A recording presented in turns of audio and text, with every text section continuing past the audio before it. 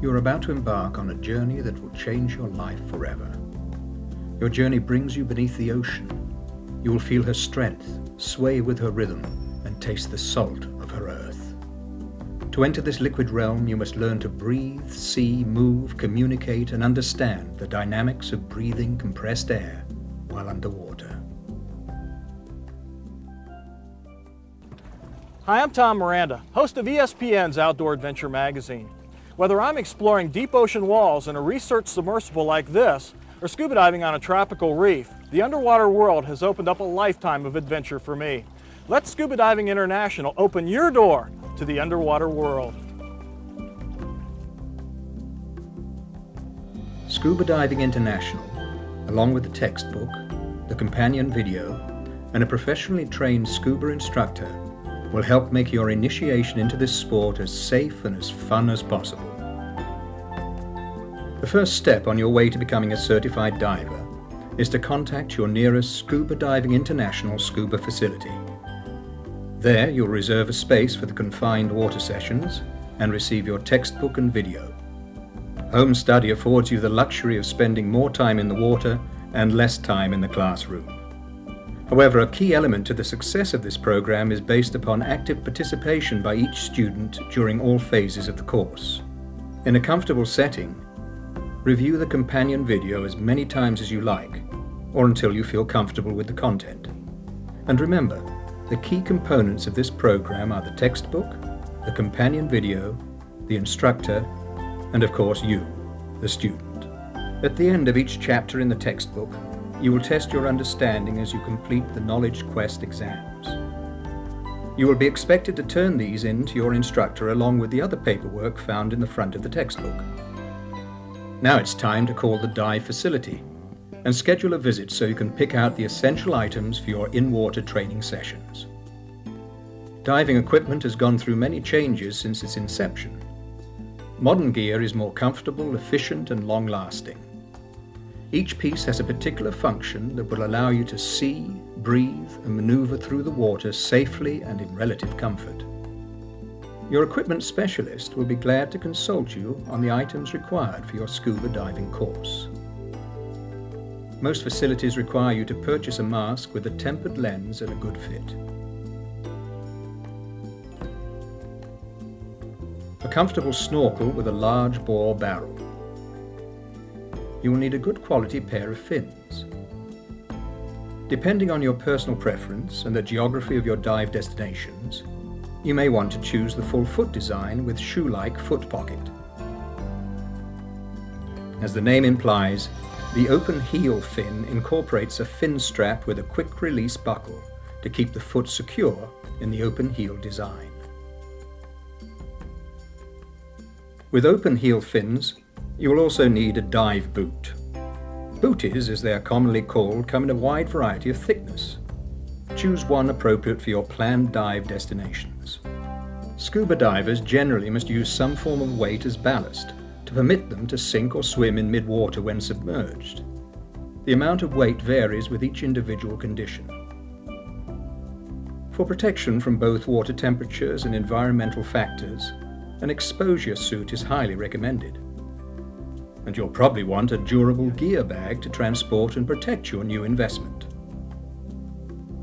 Although most dive facilities will provide you with the remainder of the equipment you will need, there are additional and more personalized items you may wish to purchase, such as a buoyancy compensator. Probably the most important purchase you will want to make is your own personal dive computer. PDCs, as they are commonly called, come in a wide variety of styles with many features, functions, and benefits, some of which include the ability to adapt a software program specific to the needs of each individual diver.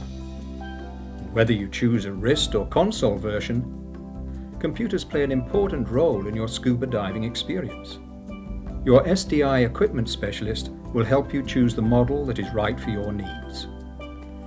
As with each manufacturer, regulators may vary greatly. Some offer a more lightweight and streamlined approach, while others focus on features such as levers or adjustment knobs to control the breathing sensitivity. However, fit and comfort still play an important role in your selection. Although the most common scuba cylinder is the Aluminum 80. A wide selection of sizes are available in both aluminum and steel construction. Learning the correct technique to assemble your scuba system and following the same procedure every time is the best way to prevent equipment-related problems. After your first couple of sessions, the assembly process will become second nature. You're now ready for your first scuba diving session, so start unpacking your gear and begin assembling your equipment. Start by checking to make sure the hydrostatic test date is within the recommended 5-year limit. Then look to see if the annual inspection decal is up to date. Now remove the protective valve cover and inspect the O-ring. It should be clean and smooth with no apparent cuts or tears. If the O-ring looks rough and worn like the one shown here, ask your SDI instructor to replace it with a new one. Now we're ready to attach the buoyancy compensator. Place the BC over the cylinder with the valve orifice facing you. Make sure the back of the BC is slightly higher than the cylinder valve. This will prevent the regulator from hitting you in the head while diving. Although most buoyancy compensators have a 2-strap system, the 1-strap system works well. Lift up the scuba unit by the top of the BC. If the unit slips, readjust the cylinder bands. While kneeling behind the cylinder and BC, unscrew the knob, remove the protective cover, and place the first stage over the valve. Now lightly tighten the knob until the regulator feels secure. Grasp the quick connect fitting and attach the low pressure inflator hose to the inflator mechanism. Lay the submersible pressure gauge, or SPG, face down away from you. Open the valve knob counterclockwise until it stops. Then turn the knob back a quarter of a turn. After the system is fully pressurized, check your SPG or activate your air integrated computer to see how much air is in your cylinder. If you're not sure of the cylinder capacity, look for the pressure rating stamped on the crown of the cylinder. For example, an aluminum 80 is pressurized to 3,000 pounds per square inch, or PSI.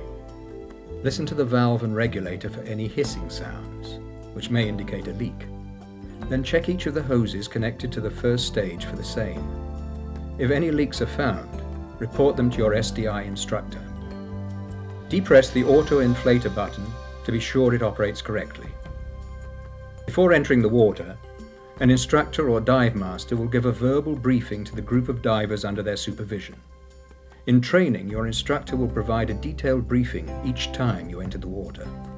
Carefully put your weight belt on with the release opening to the right side. To put on your assembled scuba system when standing on land, the safest and easiest method is to have another diver help you. Now adjust the straps and cinch down the buckles until the jacket fits securely. You may want to put on your assembled scuba unit in the water. Start by inflating your BC. Then place the unit in the water with the second stage secure to keep the unit from floating away. While carrying your mask and fins, enter the confined water areas until you reach a waist-high depth. There you'll put on one fin at a time and secure the fin straps. With full foot fins, simply slide one fin on at a time. You may want to use a hand from your buddy for support and balance. Have your buddy hold the unit open and slip the BC on in much the same way you would a jacket or a vest. Now adjust the straps and cinch down the buckles until the jacket fits securely. You may want to remove some of the air from your buoyancy compensator to ensure better footing. As a buddy team, you will want to display each SPG or air integrated computer to verify a full gas supply. Start a pre-dive bubble check by submerging the first stage. If no bubbles are detected, then submerge the second stage. And finally, the alternate air source and inflator mechanism. If bubbles are detected, notify your SDI instructor. The first thing that becomes immediately apparent to a diver upon entering a body of water is that without some form of ballast, it's difficult to stay submerged. Archimedes' principle states that an object either wholly or partially immersed in liquid is buoyed up by a force equal to the weight of the liquid it displaces. After removing the air from your BC, you should float at approximately eye level when properly weighted.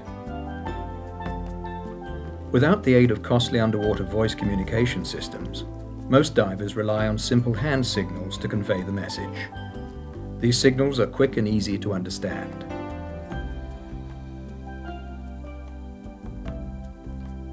There are 3 basic hand signals to indicate everything is fine, or you are okay. These are probably the most commonly used signals during a dive. Using a slicing or cutting motion in front of the throat indicates out of air. When a diver points to his regulator, this means he is either out of air or low on air and wants to share air with you. Stop is indicated by extending your open hand outward, facing away from your body.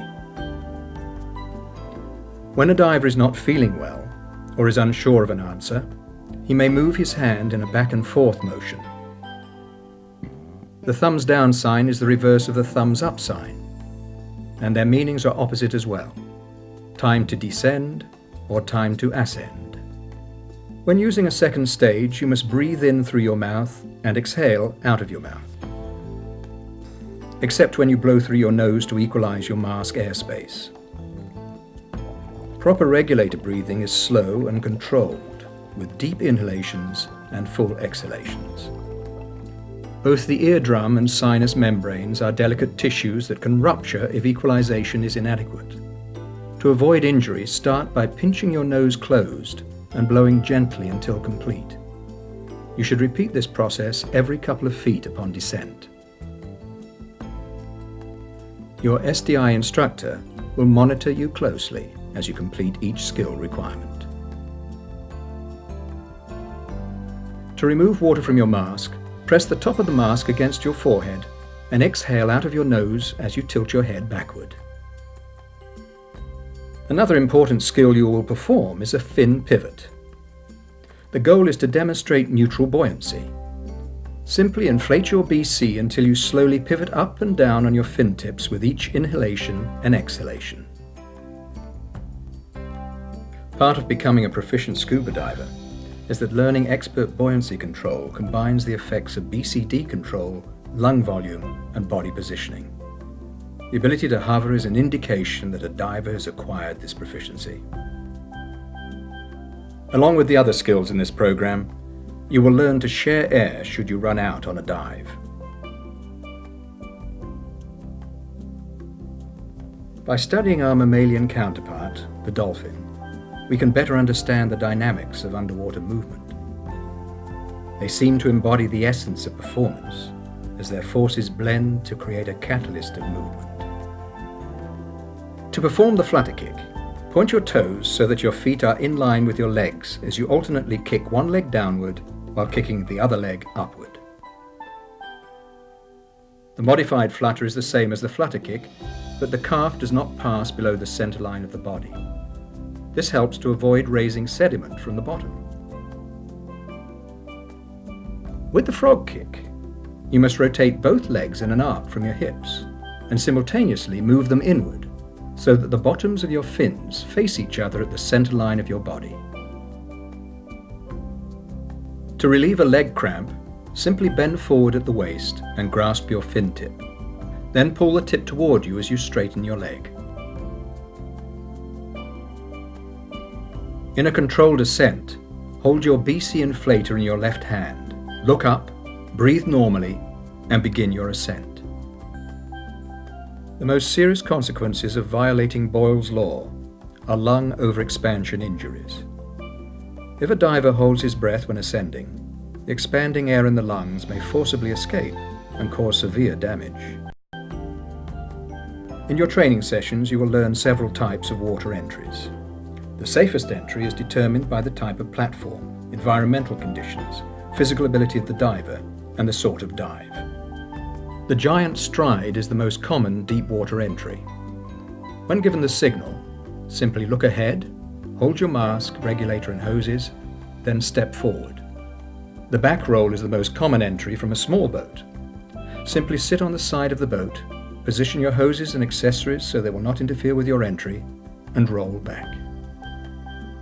Remember, all scuba divers need to be in good physical and mental condition. So do not ingest alcohol, smoke or drugs before a dive. Get plenty of rest and stay well hydrated. As you get ready for your open water checkout dives, relax and feel confident that your SDI instructor will supervise you during all phases of the dives. Place your gear bag in a location recommended by your instructor. When you're assembling your gear on a boat, you'll need to temporarily remove the cylinder from the tank holder. This will allow you to properly position the BC on the cylinder and make it easier to install the regulator. After everything is complete and you've double-checked the assembly, secure the system with a bungee or a rubber cord to keep the cylinder from falling during transit to the dive site. Before donning your mask prior to entering the water, add a few drops of anti-fog solution to the inside of your mask, and then rub it across the lens. Now place your mask, fins and snorkel in a safe and convenient location until you get to the dive site. And before you know it, you'll be on one of the last legs of your journey to becoming a certified scuba diver. When it is relatively warm outside, divers can become dangerously overheated if they don their thermal protection too soon. Your SDI instructor will notify you when the time is ready to suit up. During the briefing, your instructor will review the ABCs. A. Air on. B. BCD partially inflated. C. Computer on. D. Dive gear on. E. Enter on go. Starting the dive with a smooth and safe entry will help establish the enjoyment for your entire dive. To make a controlled descent, check below to see if you have a clear path. Then equalize your ears and sinuses before descending. Signal OK and going down.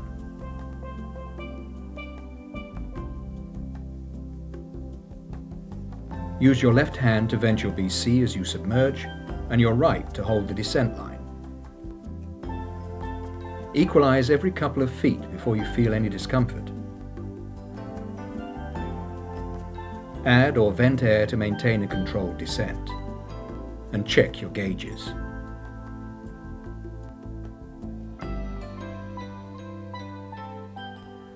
Over the course of 4 open water dives, 6 if you've signed up for the Scuba Plus program, you will review and demonstrate all the skills you've learned in your confined water session. Some of these skills will be used on every dive, while others may never be used. However, you should always stay in practice should the need arise. After you've completed all of the skill requirements on each dive, your instructor will take you on a guided tour of the dive site. This exercise will help you to develop your underwater proficiency.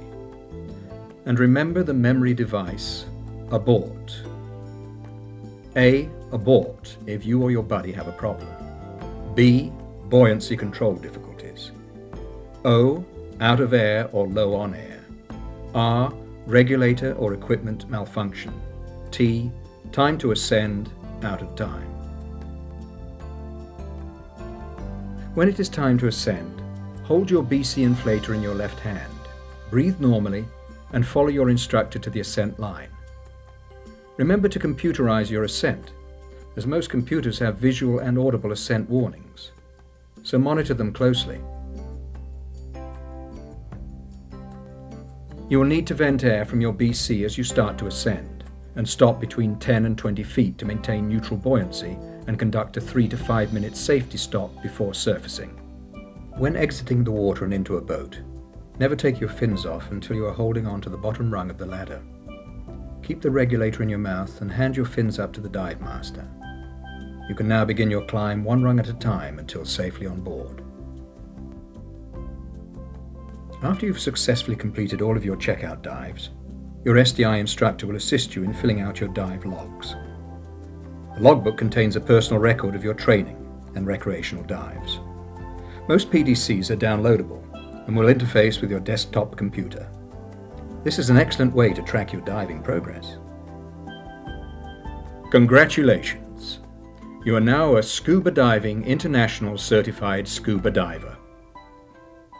This elite status opens your door to the underwater world.